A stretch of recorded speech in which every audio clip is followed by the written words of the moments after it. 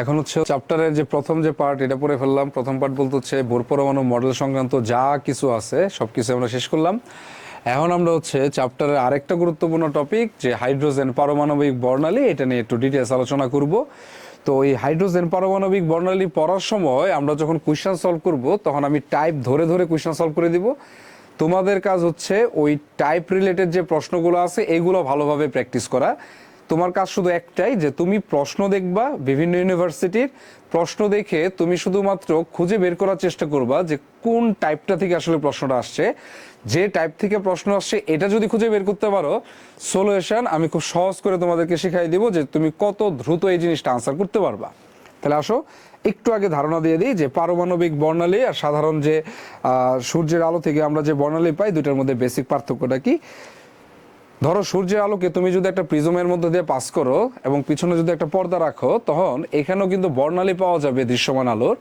তখন ওই যে বর্ণালী যেটা আছে ওইটা হচ্ছে নিরবিচ্ছিন্ন প্রকৃতির, কিন্তু পরমাণুতে বিভিন্ন শক্তি স্তরের শক্তির মান বিভিন্ন হওয়ার কারণে ইলেকট্রন যখন এক শক্তি স্তর থেকে আরেক শক্তি স্তরে লাফ দেয় তখন নিরবিচ্ছিন্ন আর বর্ণালী পাওয়া যায় না, তখন পরমাণুর ক্ষেত্রে বর্ণালীগুলো পাওয়া যায় হচ্ছে বিচ্ছিন্ন প্রকৃতি। তাহলে এখানে একটা গুরুত্বপূর্ণ প্রশ্ন, সেটা হচ্ছে পারমাণবিক বর্ণালী কি প্রকৃতি। তাহলে মনে রাখবা যে পারমাণবিক বর্ণালী, আমি একটু লিখে দিই যে পারমাণবিক বর্ণালী কি প্রকৃতির? বিচ্ছিন্ন প্রকৃতির। আচ্ছা, এই কথাটার মানেটা কি, বিচ্ছিন্ন আর নিরবিচ্ছিন্ন? যেমন ধরো যে সূর্যের আলো থেকে তুমি যদি তরঙ্গ দৈর্ঘ্যটার বের করতে চাও তখন দেখবা যে 380 ন্যানোমিটারের তরঙ্গ দৈর্ঘ্য আছে, 381 ন্যানোমিটারের তরঙ্গ দৈর্ঘ্য আছে, 382 ন্যানোমিটারের তরঙ্গ দৈর্ঘ্য আছে। কিন্তু কোনো একটা পরমাণু থেকে যখন বর্ণালী তৈরি হবে তখন এরকম হইতে পারে যে 656 ন্যানোমিটার তরঙ্গ দৈর্ঘ্যটা পাইছো, তারপরে আর কোনো কিছু নাই, হঠাৎ করে দেখবা 434 নাম্বার বা 434 ন্যানোমিটার তরঙ্গ দৈর্ঘ্য পাইছো। মাঝখানে যে গ্যাপটা, এই গ্যাপের মাঝখানে যে তরঙ্গ দৈর্ঘ্যগুলো এইগুলো আর পাওয়া যাবে না। তার মানে তরঙ্গ দৈর্ঘ্যের মানগুলাই কি হয়ে গেছে? বিচ্ছিন্ন। এই কারণে বলা হয় যে পারমাণবিক বর্ণালী বিচ্ছিন্ন প্রকৃতির। এখন একটা পরমাণুতে আমরা বোর মডেলের সময় দেখে আসছি যে বর্ণালী কিভাবে তৈরি হয়। খুব সিম্পল ভাবে আমরা দেখছিলাম যে একটা ইলেকট্রন যদি নিচের থেকে উপরের শক্তি স্তরে যায় তখন সেই ক্ষেত্রে শক্তি শোষণ করে, আবার উপর থেকে যখন নিচের দিকে আসে তখন সেই ক্ষেত্রে শক্তি আমাদের বিকিরণ করে। এবং এই শোষণ বা বিকিরণ শক্তির পরিমাণটাও লিখছিলাম ডেলি সমান সমান hc/λ লিখছিলাম। ভালো কথা। এখন কথা হইতেছে যদি ইলেকট্রন নিচের কক্ষপথ থেকে উপরের কক্ষপথে যায় তখন সেই ক্ষেত্রে শক্তি শোষণ করবে। তার মানে পরমাণুতে দুই রকমের বর্ণালী তৈরি হইতে পারে। একটাকে আমরা বলি হচ্ছে শোষণ বর্ণালী, আরেকটাকে বলা হয় যখন উপর থেকে নিচের দিকে নামবে তখন সেই ক্ষেত্রে যে বর্ণালীটা তৈরি হবে সেটাকে বলবো হচ্ছে আমরা বিকিরণ বর্ণালী। ওকে, কিন্তু দুইটার ক্ষেত্রে শর্তটা কিন্তু দুই রকম। কিরকম? যে শোষণ বর্ণালী কখন তৈরি হবে? শোষণ বর্ণালী তৈরি হবে ইলেকট্রন যদি নিচের শক্তি স্তর থেকে উপরের শক্তি স্তরে ট্রান্সফার হয়। বিকিরণ বর্ণালী কখন তৈরি হবে? ইলেকট্রন যদি উপরের শক্তি স্তর থেকে নিচের শক্তি স্তরে ট্রান্সফার হয়। দুইটার ক্ষেত্রে শর্ত হচ্ছে আমাদের কয় রকম? দুই রকম। এখন আমরা যে জিনিসটা বলতে যাচ্ছি সেটা হচ্ছে যে আচ্ছা, কোনো বইয়ের মধ্যে বা অনেক ক্ষেত্রে দেখবা এই এনএল, যেটা এনএলটাকে প্রকাশ করে N1 দিয়া আর NH-টাকে প্রকাশ করে হচ্ছে N2 দিয়া, একভাবে প্রকাশ করলেই হয়েছে। ওকে, এখন কথা হইতেছে যে হাইড্রোজেন পরমাণুর যে বর্ণালী, হাইড্রোজেন পরমাণুর ক্ষেত্রে কয় ধরনের বর্ণালী বা সিরিজ পাওয়া যাবে এটা নিয়ে একটু আলোচনা করা যাক। যে ধরো একটা হাইড্রোজেন, এই চিত্রটা হচ্ছে হাইড্রোজেন পারমাণবিক বর্ণালীর জন্য চিত্রটা দেওয়া হয়েছে। এখানে মনে রাখবা আমরা যে বর্ণালীটা নিয়ে আলোচনা করতেছি এটা হচ্ছে আমাদের হাইড্রোজেন পরমাণুর বিকিরণ বর্ণালী নিয়ে আলোচনা করতেছি। কি বর্ণালী? বিকিরণ বর্ণালী।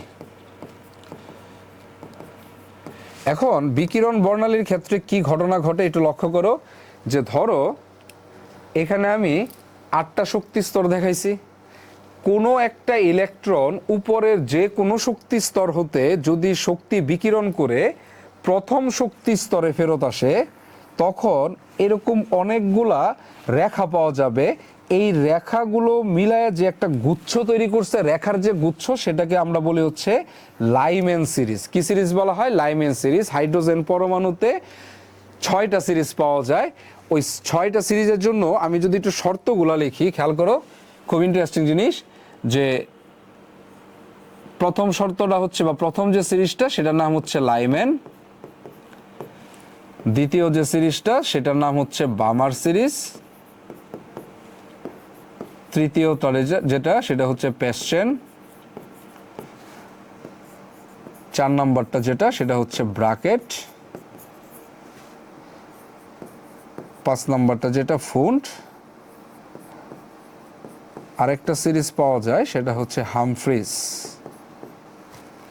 এখন শর্তটা একটু ভালোভাবে বোঝার চেষ্টা করো যে এই প্রতিটা সিরিজের ক্ষেত্রে ইলেকট্রনটা কততম শক্তি স্তর থেকে আসতেছে এই মানটা নির্দিষ্ট না, কিন্তু কত নাম্বারে ফেরত আসবে, মানে নিচের কত নং শক্তি স্তরে আসবে এই মানটা কি নির্দিষ্ট। যদি ইলেকট্রন উপরের যে কোনো শক্তি স্তর থেকে 1 নম্বরে আসে তখন সেটা কি বলে হচ্ছে আমরা লাইম্যান।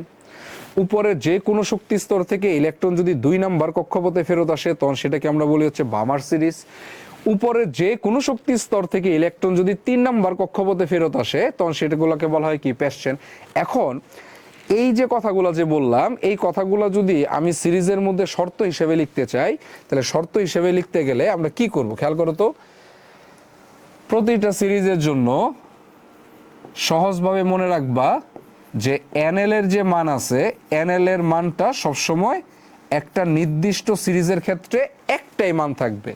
যদি লাইম্যান সিরিজ হয় তাহলে মান হবে 1, যদি বামার হয় 2, পেস্টেন হইলে 3, ব্রাকেট হইলে 4, ফুন্ড হইলে হবে হচ্ছে 5, আর হামফ্রিজ যদি হয় তাহলে হচ্ছে 6। তার মানে প্রতিটা সিরিজের জন্য এনএল এর মানগুলা হচ্ছে ভিন্ন ভিন্ন, কিন্তু এনএইচ এর যে মানটা আছে, এনএইচ এর মানটা একাধিক হইতে পারবে। কিভাবে হইতে পারবে? যে ইলেকট্রনটা 2 নাম্বার শক্তি স্তর থেকে 1-এ ফেরত আসতে পারে, ইলেকট্রনটা 3 নাম্বার থেকে 1-এ ফেরত আসতে পারে, ইলেকট্রনটা 4 নাম্বার থেকে 1-এ ফেরত আসতে পারে, এরকম করতে করতে অসীম শক্তি স্তর থেকেও তো 1-এ ফেরত আসতে পারে। তার মানে একটা নির্দিষ্ট সিরিজের জন্য এনএইচ এর মানগুলো নির্দিষ্ট না, কিন্তু তার জন্য এনএল এর মানগুলো কি? নির্দিষ্ট। তার মানে আমরা যখন একটা সিরিজকে আইডেন্টিফাই করব সেটা কখনোই এনএইচ এর ভিত্তিতে করব না, সেটা সবসময় কোনটার ভিত্তিতে করব? এনএল এর মান দেখে আইডেন্টিফাই করব যে আমাকে প্রশ্নে কোন সিরিজের কথা বলা হয়েছে। তাহলে একটু লক্ষ্য করো, যদি বামার সিরিজ হয় তাহলে এনএইচ এর জন্য শর্তটা কি হবে? দেখো, বামার সিরিজের এনএল এর মান হচ্ছে আমাদের কত? 2। মনে রাখবা, এনএল এর মান যত একটা নির্দিষ্ট সিরিজের ক্ষেত্রে এনএইচ এর মানটা ঠিক তার পরেরটা থেকে শুরু হবে। তাহলে এনএল এর মান যদি 2 হয় তাহলে এটা শুরু হবে 3 থেকে, 3, 4, 5 এবং ইনফাইনাইট পর্যন্ত। পেস্টেনের জন্য এনএল এর মান যদি 3 হয় তাহলে এনএইচ শুরু হবে হচ্ছে 4 থেকে, 4, 5, 6 এরকম ইনফাইনাইট পর্যন্ত। যদি 4 হয় ব্রাকেট সিরিজের জন্য তাহলে এনএইচ শুরু হবে হচ্ছে 5 থেকে, 5, 6, 7 ইনফাইনাইট। ফুন সিরিজের জন্য শুরু হবে 6 থেকে, 6, 7, 8 এরকম ইনফাইনাইট, এবং হামফ্রিসের জন্য শুরু হবে হচ্ছে 7 থেকে, 7, 8, 9 এরকম ভাবে হচ্ছে অসীম পর্যন্ত। এই হচ্ছে আমাদের সিরিজের শর্তগুলো। এখন একটু লক্ষ্য করো তো, একটু আগে যে বললাম যে ইলেকট্রন শক্তি শোষণ করে নিচ থেকে উপরে যেতে পারে, আবার উপর থেকে নিচে নামতে পারে, তখন এই রেখাগুলোকেই তো আমরা বর্ণালী বলতেছি। তার মানে যদি বলা হয় যে কি ধরনের শক্তি সে শোষণ বা বিকিরণ করতেছে, তাহলে এই ইকুয়েশন বলতেছে এটা হচ্ছে আলোক শক্তি, অথবা আরেকটা কথা বলতে পারো যে ইলেকট্রোম্যাগনেটিক ওয়েভ। ওকে, এখন এই যে শক্তিটা যেটা আছে বা ফোটন যে নির্গত হইতেছে, ওই ফোটনের তো একটা তরঙ্গ দৈর্ঘ্য আছে। আবার এই তরঙ্গ দৈর্ঘ্যের উপর ভিত্তি করে তড়িৎ চৌম্বকীয় যে বিকিরণ আছে এটাকে বিভিন্ন অঞ্চলে ভাগ করা হয়েছে, যেটা আমরা ম্যাক্স প্লাঙ্কের থিওরির মধ্যে আগে দেখে আসছি। এখন তাহলে খেয়াল করো তো, এখান থেকে তো আমরা বলতে পারি যে একটা ইলেকট্রন ধরো 2 নাম্বার থেকে 1 নাম্বারে আসলো, তার মানে সে একটা শক্তি বিকিরণ করছে, তার মানে এটার জন্য একটা ল্যামডা আছে। যদি 3 নাম্বার থেকে 1 নাম্বারে আসে সেটার জন্য একটা ল্যামডা আছে, যদি 4 নাম্বার থেকে 1 নাম্বার আসে সেটার জন্য কি ল্যামডা। কিন্তু এই ল্যামডাগুলো কেউ কিন্তু সমান না, এটা ল্যামডা 1 ধরলাম, এটা ল্যামডা 2, এটা কি ল্যামডা 3 ধরলাম। এখন এই যে ল্যামডার মানটা কি, এটার উপর ভিত্তি করে আসলে কোন সিরিজ থেকে কি ধরনের আলো নির্গত হবে এটারও একটা লিস্ট জানা দরকার। তো আমরা ভর্তি পরীক্ষার জন্য যে জিনিসটা খুব ভালোভাবে মনে রাখবো, যে লাইম্যান যে সিরিজ আছে, এই লাইম্যান সিরিজ থেকে যে আলোটা নির্গত হয় সেটা হচ্ছে আমাদের ইউভি রশ্মি। ইউভি রশ্মি মানে হচ্ছে 10 ন্যানোমিটার থেকে 380 ন্যানোমিটার পর্যন্ত এর মধ্যে তরঙ্গ দৈর্ঘ্য। বামার সিরিজ থেকে যেটা বের হবে সেটা হচ্ছে ভিজিবল লাইট বা দৃশ্যমান আলো, যার রেঞ্জ হচ্ছে 380 থেকে 780 ন্যানোমিটার পর্যন্ত। বাকি যেগুলা আছে এখানে সবগুলার জন্য যেটা নির্গত হবে সেটা হচ্ছে আমাদের কি রশ্মি, আয়ার রশ্মি। তার মানে হাইড্রোজেন পারমাণবিক বর্ণালী থেকে যে রেখাগুলা পাওয়া যায় সেগুলা 3টা অঞ্চলে পড়তে পারে, একটা হচ্ছে ইউভিতে, একটা হচ্ছে দৃশ্যমান আলোর অঞ্চল, আর একটা হচ্ছে কোনটাতে, অবলোহিত অঞ্চলে। তাহলে তোমাকে যদি কখনো প্রশ্ন করে যে কোন সিরিজ থেকে ইউভি অঞ্চল পাওয়া যাবে, তখন আনসার দিবা হচ্ছে লাইম্যান। কোন অঞ্চল থেকে দৃশ্যমান পাওয়া যাবে, তখন আনসার হচ্ছে কি, বামার। এই দুইটা ছাড়া যে কোনো সিরিজের জন্য সবসময় কোনটা পাবা, অবলোহিত রশ্মি পাবা। ওকে, এখন আসো হচ্ছে একটা ইন্টারেস্টিং ফ্যাক্ট, সেটা হইতেছে আচ্ছা এনএল এর মানটা তো নির্দিষ্ট হয়েছে এবং এনএইচ এর মানটা 2 হইতে পারে, যেমন ধরো লাইম্যান সিরিজের ক্ষেত্রে 2 হইতে পারে, 3 হইতে পারে, 4 হইতে পারে, এরকম অসীম পর্যন্ত হইতে পারে। এখন একটা ইলেকট্রন ধরো 2 থেকে 1 আসলো, অথবা একটা ইলেকট্রন 3 থেকে 1 আসলো, কারণ এটার কি কোনো আসলে মিনিং আছে কিনা। এটার একটা মিনিং আছে। মিনিংটা কিরকম, যে একটা ইলেকট্রন যত নাম্বার শক্তি স্তর থেকে যত নাম্বার শক্তি স্তরে আসবে, ওইটার যে ডিফারেন্স, ওই ডিফারেন্স দিয়ে তুমি কি বের করতে পারবা, কততম রেখা। তার মানে আমি তোমাকে যেটা বোঝাতে চাইতেছি সেটা হইতেছে যে ডেল এন মানে বুঝাইলাম এনএইচ মাইনাস এনএল, এই দুইটা মানের যে পার্থক্যটা আসবে এটা হইতেছে ওই সিরিজের অন্তর্গত এনতম রেখা। এই সূত্রটা আমাদের খুব কাজে লাগবে, ওই সিরিজের অন্তর্গত এনতম রেখা। আমি মার্ক করে দিলাম, এই সূত্রটা খুবই গুরুত্বপূর্ণ। একটু একটু একটু বোঝার চেষ্টা করো তো, একটু চিত্রটা দেখে। ধরো আমি যদি বামার সিরিজের কথা বলি, ইলেকট্রনটা 3 থেকে 2 আসছে, তার মানে এটা হচ্ছে বামার সিরিজের ফার্স্ট লাইন। তুমি যদি এটার কথা চিন্তা করো, দেখো তো ইলেকট্রনটা ছিল কততে, 4 নাম্বার শক্তি স্তরে, ফেরত আসছে 2 নাম্বারে। এটার পরেই তো এই রেখাটা পাওয়া গেছে, তার মানে এটা হচ্ছে সেকেন্ড লাইন। এখন একটু যদি লক্ষ্য করো, ফার্স্ট লাইনটা তুমি কিভাবে পাইছো, 3 থেকে 2 বাদ দাও ফার্স্ট লাইন, 4 থেকে 2 বাদ দাও সেকেন্ড লাইন। তো এত ঝামেলাতে না গিয়ে এগুলো তোমরা এইচএসসি লেভেলে খুব ভালোভাবে ডিটেইল পড়ার কথা। তো আমি তোমাদেরকে যেটা চেষ্টা করতেছি সেটা হচ্ছে যে এমসিকিউতে আসলে তুমি কত সহজে এই জিনিসটা লাগাইতে পারবা, এটা হচ্ছে খুব জানাটা জরুরি। তো এখানে যে কথাটা, এখানে যে পয়েন্টগুলো মনে রাখতে হবে অবশ্যই, সেটা হইতেছে কোন সিরিজের জন্য এনএল এর মান কত হবে, এটা একটা পয়েন্ট। দ্বিতীয় পয়েন্ট হচ্ছে কোন সিরিজ থেকে কি ধরনের আলো নির্গত হবে, এটা হচ্ছে দ্বিতীয় পয়েন্ট। আর তৃতীয় পয়েন্ট হচ্ছে যে এনএইচ এবং এনএল এর যে পার্থক্য সেটা হচ্ছে ওই সিরিজের অন্তর্গত এনতম রেখা। আসো কয়েকটা প্রশ্ন সলভ করি, তাহলে ব্যাপারটা তুমি একটু ক্লিয়ারলি বুঝতে পারবা। লক্ষ্য করো তো, এখানে আমি অনেকগুলা ইলেকট্রনিক কনফিগারেশন দিছি। এই ইলেকট্রনিক কনফিগারেশনগুলো থেকে আমরা বের করব, ইলেকট্রনিক কনফিগারেশন বলতে ইলেকট্রনের স্থানান্তরে কনফিগারেশন দিছি। তো এইখান থেকে আমরা বের করব হচ্ছে যে কোনটার জন্য কোন সিরিজ।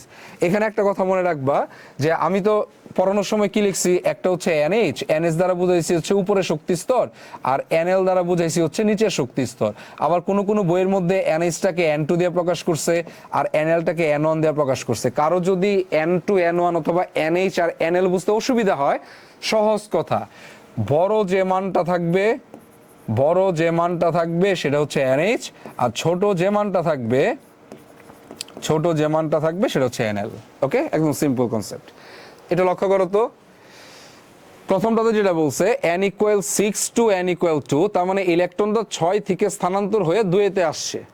এই কথাটা যদি এভাবে সহজে না বুঝো, তাহলে মনে রাখো এই 6 যে মানটা এটা হচ্ছে বড়, আর এই 2 যে এই মানটা হচ্ছে কি ছোট। তার মানে এটাকে আমরা বলতে পারবো এনএল, আর এটা হচ্ছে আমাদের কি NH।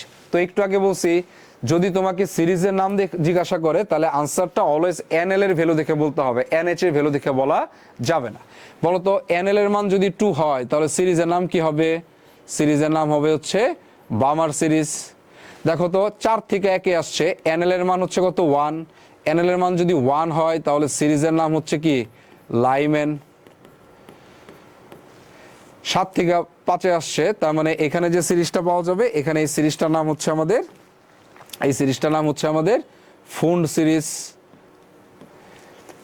অসীম থেকে 2 নম্বর শক্তি স্তরে ফেরত আসছে, তার মানে হচ্ছে বামার। বাবা এই যে এইগুলো হচ্ছে সব NL এর মান, এগুলো সব হচ্ছে NL, ছোট মানটাই হচ্ছে কি NL, আর আমরা উত্তর বের করবো সবসময় কার মান দেখে? NL এর মান দেখে। দেখো তো 7 থেকে 4 আসছে, মানে 7 থেকে 2 4 আসছে, তার মানে এই 4 হচ্ছে কোন সিরিজের জন্য? ব্র্যাকেটের জন্য। 3 ফেরত আসছে, 3 নম্বর শক্তি স্তরটা হচ্ছে প্যাস্টেন সিরিজের জন্য। 6 ফেরত আসছে, এটা হচ্ছে কার জন্য? হামফ্রিজ। তার মানে তোমাকে যদি এরকম ইলেকট্রনিক স্থানান্তর দিয়ে যদি জিজ্ঞাসা করে যে সিরিজের নাম লিখো, NL এর মান দেখে সিরিজের নাম লিখে দেবা, এটা একটা প্রশ্ন হইতে পারে। দ্বিতীয় যে প্রশ্নটা হইতে পারে, এই সিরিজগুলো থেকে যে আলোগুলা নির্গত হচ্ছে ওইগুলার অঞ্চলগুলো উল্লেখ করো। বলতো একটু আগে বললাম যে বামার সিরিজ থেকে যে আলোটা পাওয়া যাবে সেটা হচ্ছে দৃশ্যমান আলো, ভিজিবল লাইট। লাইমেন থেকে যেটা পাওয়া যাবে সেটা হচ্ছে ইউভি অথবা অতি বেগুনি রশ্মি। এই দুইটা ছাড়া অন্য কোনো সিরিজের নাম দেখলেই সেক্ষেত্রে আয়ার। তাহলে ফুং থেকে যে আলোটা পাওয়া যাবে সেটা হচ্ছে আয়ার, বামার থেকে যেটা পাওয়া যাবে সেটা হচ্ছে দৃশ্যমান আলো, ব্রাকেট থেকে যেটা পাওয়া যাবে সেটা হচ্ছে আয়ার রশ্মি, প্যাস্টেন থেকে যেটা পাওয়া যাবে সেটাও আয়ার রশ্মি, হামফ্রিজ থেকে যেটা পাওয়া যাবে সেটা হচ্ছে কি আয়ার রশ্মি। ওকে, এখন 3 নম্বর যে টাইপের প্রশ্নটা তোমাকে এখান থেকে করতে পারে সেটা কি? সেটা হচ্ছে দেখো প্রথম প্রশ্নটা হইতে পারে সিরিজের নাম লেখা যাবে। দ্বিতীয় যে জিনিসটা হইতেছে যে কোন সিরিজ থেকে তড়িৎচুম্বকীয় বর্ণালীর কোন অঞ্চল পাওয়া যাবে, এটাও লেখা হইলো। আরেকটা কথা একটু আগে বলে আসছি, সেটা হইতেছে তুমি যদি NH এবং NL এর পার্থক্যটা বের করো তাহলে তুমি বলতে পারবা ওই সিরিজের এততম রেখা, তাই না? তাহলে লক্ষ্য করো তো আমরা কি এখানে কথাগুলো বলতে পারি? খেয়াল করো যে এখানে NH এর মান হচ্ছে 6 আর NL এর মান হচ্ছে কত 2, তাহলে 6 থেকে 2 বাদ দাও, তার মানে আমরা এটা বলতে পারবো এটা হচ্ছে বামার সিরিজের অন্তর্গত চতুর্থ রেখা অথবা 4th লাইন, এটাও বলা যাবে। তো তোমাকে বলতে পারে যে এই সিরিজের অন্তর্গত এততম রেখাটা কোনটা হবে, ঠিক আছে? তো এটাও বলা যাবে। দেখো তো 2 নম্বর যেটা দিছি 4 থেকে 1 গেছে, 4 আর 1 ডিফারেন্স কত 3, তার মানে এটাকে আমরা বলতে পারি হচ্ছে লাইমেন সিরিজের 3rd লাইন বা তৃতীয় রেখা। 7 to 5 ডিফারেন্স হচ্ছে কত 2, তার মানে হচ্ছে এটা হচ্ছে ফুন সিরিজের 2nd লাইন বা দ্বিতীয় রেখা। এটা একটু ইম্পর্টেন্ট, যদি NH এর মান ইনফাইনাইট হয়, মনে রাখবা NH এর মান যদি অসীম হয়, কোনো চিন্তা ভাবনা ছাড়াই বলে দিবা ওইটা ওই সিরিজের অন্তর্গত শেষ রেখা।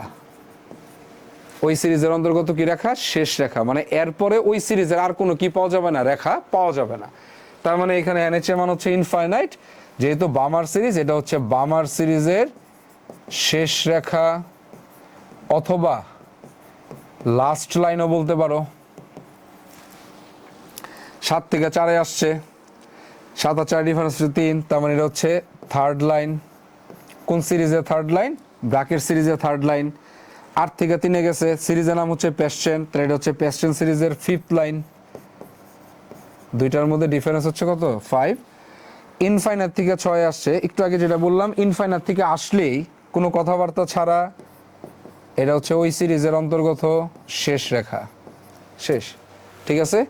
তার মানে তোমাকে যদি ইলেকট্রনিক স্থানান্তর দেওয়া দেয় তাহলে তোমাকে 3 টাইপের প্রশ্ন করতে পারে, এবং এই MCQগুলা, এই টাইপের প্রশ্ন থেকে যদি MCQ হয়, এগুলা ভর্তি পরীক্ষার জন্য খুবই সহজ এবং গুরুত্বপূর্ণ প্রশ্ন।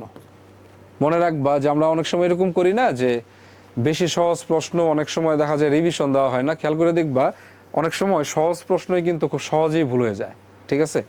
তো তোমরা যে জিনিসটা করবা, ধরো তুমি একটা টপিক পড়তেছো, ধরো হাইড্রোজেন পারমাণবিক বর্ণালী শুরু করছো, এই পুরো টপিকটার আগে কনসেপ্ট একটু ক্লিয়ার করবা। ক্লিয়ার করার পরে তোমার কাছে যে রিসোর্সই থাক ওই রিসোর্স থেকে এইখান থেকে যত টাইপের প্রশ্ন আছে সলভ করা শুরু করবা। সলভ করতে গেলে দেখবা কি যে এমন কিছু প্রশ্ন পাবা যেগুলো আজ থেকে তোমাকে যদি 20 বছর পরেও জিজ্ঞাসা করা হয় তুমি উত্তর দিতে পারবা। কিন্তু এমন কিছু প্রশ্ন তোমার ফিল হবে পড়তে গিয়ে যে এটা যদি আবার 1 ঘন্টা পরে জিজ্ঞাসা করা হয় তাহলে তোমার ভুল হওয়ার একটা চান্সেস আছে, তাই না? তো যে যে প্রশ্নগুলোর জন্য তোমার এরকম একটা ফিল হবে ওই প্রশ্নগুলো একটু মার্ক করে রাখবা। যদি রিভাইজ দেওয়ার সুযোগ পাও বা রিভাইজ দেওয়ার টেন্ডেন্সি থাকে তখন ওই মার্ক করা প্রশ্নগুলাই একটু ভালোভাবে রিভাইজ দিবা, তোমার প্রিপারেশনটা আরো ডিপ হবে। আমার কথা কি বুঝতে পারছো? তো যদি এই কথাগুলো শুনো দেখবা প্রিপারেশন খুব ভালোভাবে নিতে পারতেছো। ফাইন, এখন আসো হচ্ছে এই পারমাণবিক বর্ণালী থেকে কি বিজ্ঞানী ম্যাক্স প্ল্যাঙ্ক আসলে কি বলছে এটা আমরা যদি একটু লক্ষ্য করি। সে বলছে হচ্ছে, আমি খুব সহজভাবে বলি যে যদি কোনো উৎস থেকে